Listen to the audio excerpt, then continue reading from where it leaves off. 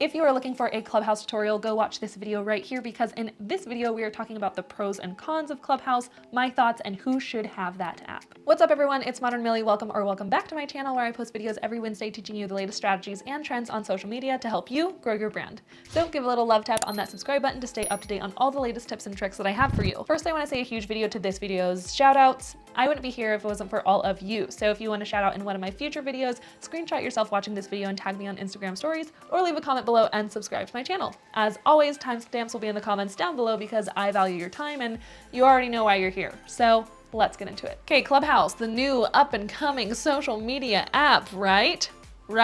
As someone who teaches you all the latest tips and tricks on social media, I feel like I would be doing all of you a disservice to not talk about the Clubhouse app and present to you all the pros and cons so that you can decide if it's something that would make sense for you and your business. So let's start with the potential cons, because I think I want to end on a happy note. So we're going to start with what a lot of people say they don't like about this app. Some of the reasons people have expressed that they do not like the app is: 1, it's a huge time sucker. 2, you can't repurpose or listen back to conversations. 3, people are very fake on the app or untrustworthy, opinionated, all of that fun stuff. 4, it is non-inclusive. And 5, it is only growing a vanity metric, like your follower number, and not growing your business. So those are the top 5 reasons people express that they do not like the app. Let's talk about the time spent on Clubhouse. Let me just say that Clubhouse is like every other social media platform out there, meaning it's going to be a time suck. I don't know what you guys expect, honestly. Honestly, we're on our phones every day, 24/7 anyway. I mean, I have absolutely accidentally spent 3 hours scrolling through TikTok and then realizing the time and going, oh shoot. And I've also done that on Clubhouse, where I spend 3 hours on Clubhouse and I'm like, oh shoot, where did the time go? So yes, I agree with this one. It is a time suck, and it could absolutely it can waste your time for sure. I'm somebody who likes to examine both sides, and I usually always fall in the middle, where I'm like, oh yeah, I see that. Oh yeah, I see that. I can see how it can feel more like a time sucker, because you have to sit there and listen to conversations live. You don't get to fast forward to the parts that you want, since the conversations are live. You have to listen and hope that a room is going to talk about something that you want to hear, or you could raise your hand and talk, but then if you raise your hand and get invited to stage, it can take up to 40 minutes, sometimes an hour, before they call on you to speak. It can totally feel way more like a waste of time. I think those are just going to be the cons in general of having a live conceptualized app. If you're somebody who cannot control your consumption or usage of the app, then I suggest deleting it. If you're not able to control yourself, then delete the app, because it can distract you from more important activities that you could be focusing on for day-to-day life or your business. Look at me being unbiased. Another concern is that you can't repurpose or listen back to conversations. This is something that, again, I'm in the middle of, because sometimes I'll give advice in a room where I'm talking live and I'll be like, dang, that was good, and I forgot what I said. And I can't go back and re-listen and figure out, how did I phrase that again? How did I say that? So that is a bummer from a creator's perspective. Even from a user's perspective, if you set an alarm or you set a reminder like, hey, notify me when Mr. Beast goes live, and you had your phone on snooze or whatever, and you get notified but you didn't see it, and you miss the whole conversation, it definitely feeds into that FOMO, fear of missing out, and that bummer of dang, I missed that one opportunity. So it is a bummer that you can't re-listen to certain conversations. For me, I have found my own ways to repurpose the content on Clubhouse. So for example, I'll be in rooms about Instagram, and that's a great place for me to hear what my current target audience is going through. So I get to interact with my ideal audience in real time and hear their current struggles, and I get to take note of those things. I get to write down what they're currently struggling with and then create content geared directly towards that person, using their words to truly connect with them. I also will take notes in certain rooms. So for example, from my notes, I turn that into content. So for example, my hashtags video that I posted last week, I was able to turn that into a YouTube video because of a Clubhouse conversation. I was taking notes during that. So there are definitely ways to get creative and kind of move around that if it's something that concerns you. But again, it just depends on your perspective and what your goal is with the app, what you're trying to get out of the app. Another opinion that people have that is a con is people are on the app are fake. They fake experts, untrustworthy, over opinionated. Was that the word? I don't know. And my thoughts on this is yes, I agree. But also, have you been on Twitter? Have you looked at TikTok comments? Have you looked at Reels comments or YouTube video comments? Literally, opinionated people are everywhere. People love sharing their opinion. Heck, that's literally what I'm doing right now. So I think Clubhouse is a platform where it might be easier to recognize when someone is being opinionated because it's audio only.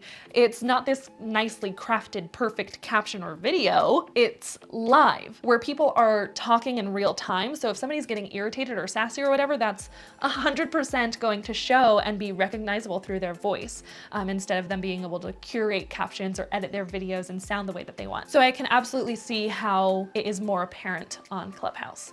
However, I will say there are a lot of fake experts on the app. People claiming that they could help you grow your business and then they give crap advice, which this is something I'm going to dive further into a little bit later in this video of just like certain situations I've run into where I'm just like, oh, why? I'll talk about that a little bit later. Another concern people have is that the app is non-inclusive. I 100% agree with this. I think this is the main point that I probably wholeheartedly agree with. Think about it. This app is invite only. It's also only for iPhone users, and there is no accessibility for anyone with hearing disabilities to use this app. I will give Clubhouse a little break with this one because I did share in my recent video on a blog post that they're hoping to open this app up to the public later this year. They're hiring on a developer so that the app can be available to Android users. So I will give them that leeway since it's such a fresh app, but those things still don't solve the problem for those with hearing disabilities, and I'm interested to see how that affects them as they grow. Another concern is the fact that it's only growing like a vanity metric and it's not growing your business. I will say, I don't see how growing on Clubhouse, focusing on growing your following on Clubhouse means anything right now. So yes, I somewhat agree with this. Like my follower number on Clubhouse doesn't mean anything to me because it doesn't translate to my business 100%. Like we don't know how Clubhouse is going to evolve over time and the functionalities that will be available to us to hopefully grow our businesses and monetize. We don't know those things yet because right now it just seems like people are chasing a number, which I don't see how that can always translate to business profits or popularity even. However, I will say I have been able to use Clubhouse to grow my business email list. Like I've been able to get over 100 people to sign up for my one-on-one coaching waitlist, which if you want to do one-on-one coaching with me, you can join the waitlist in the description below. I bring on 5 people for one-on-ones every quarter, so you can get on the waitlist, and every quarter I'll send an email where you have first access to sign up. So yeah, the follower number, I don't see the point of trying to grow your follower number on Clubhouse, but you can use Clubhouse for your business. Like I was able to grow my email list, but I wasn't trying to grow my follower number for my business on Clubhouse. It was more like, I'm going to educate and advertise, hey, if you want to work with me one-on-one, go sign up, go sign up. So I was being more vocal about that, which is how I was able to do that. Hope that made sense. So again, I'm half and half here. Now let's talk about why the people love this app. A few reasons are great conversations, making new connections. They're hoping it's the new type of social media. You can learn a lot for free and you can grow your business. I'll share 2 sides of my opinions for these. Great conversation, absolutely. I mean, it's a conversation only app, so you're going to find good conversations. That's about it. You'll find conversations. Making new connections. Not only have I been able to make new friends because of this app and grow my email list, but I've also been able to talk to people like Laura DIY, Alicia Marie, Amy Porterfield, Mr. Beast, and so much more. Literally, I got YouTube advice, one-on-one YouTube advice from Laura DIY, somebody that I had been following for years, and I know I wouldn't have been able to get that advice on any other platform out there. I just know it. Yes, you can absolutely make great connections. You can learn a lot for free. This is the one where agree to disagree. There are some amazing rooms with great speakers and educators like myself. There are some really good rooms with powerhouse speakers. But on the other hand, like I mentioned previously, there are a lot of fake experts. I'll give you an example of this. I was teaching an Instagram strategy room and I'm pouring my heart and soul out, right? I'm like, you do this, and I recognize the people in the room because some of them are in the audience and I recognize them.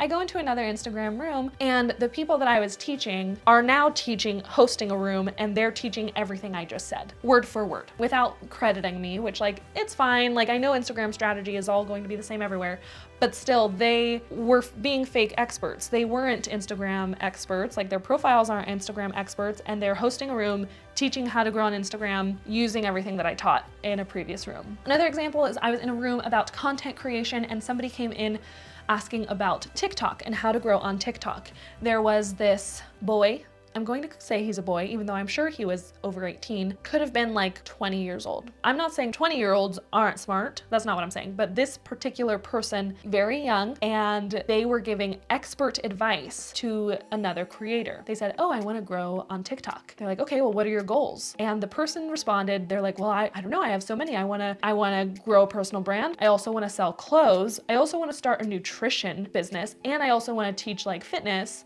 and like workouts. And I also want they came back with a bunch of answers. This expert told them, well, what I would do is start a brand new TikTok account, make one really good video, and invest $1,000 to, because you could run TikTok ads, spend $1,000 to make that one TikTok video go viral. You will have millions of views telling TikTok that your content is worthy of being viral, and that's how you'll grow your brand. Spend over $1,000 on ads when you don't even know like your business goals? Are you kidding? No, just no, please no. So yes, there are a lot of fake experts out there. With that being said, you should not be using ClubHouse to seek professional advice. That is what investing into a coach or online courses should be for. You should be using ClubHouse for conversations. That's what the app was created for, to have conversations and to meet people and, I don't know, hang out. But that professional advice, be very cautious when asking for advice in that app. Another thing people love is that you can grow your business. I kind of already talked about this, but like chasing a vanity number. For some businesses, this is a great place to be, but it all depends on your goals. I will use myself as an example. If my goal right now was just to build my email list and make new connections and try to get more clients that are trying to grow on Instagram, maybe I would spend my time in ClubHouse and teach those Instagram rooms, direct them to my one-on-one waitlist and grow my waitlist and email list that way. That would make sense. But my goal for my business right now is to create and launch my online course. So it does not make sense for me to spend 5 to 10 hours a week trying to use ClubHouse and grow my following. What I do is I try to hop on a room once a week and use the rest of my time focusing on my course and writing my scripts. If your goals are not related to ClubHouse, and you're spending most of your time on ClubHouse, then you're probably doing something wrong with your time. Make sure you're being intentional with the steps that you take to reach the goals that you want. I'll do another really good example of this. So right now, my friend Taryn, she is a freaking ClubHouse expert. She was in the process of rebranding and used that in between time as an opportunity to learn the ins and outs of ClubHouse and make an online course for how to use ClubHouse to grow your business. And she did just that. She launched her course and it is freaking amazing. So for her, it makes sense to be on ClubHouse.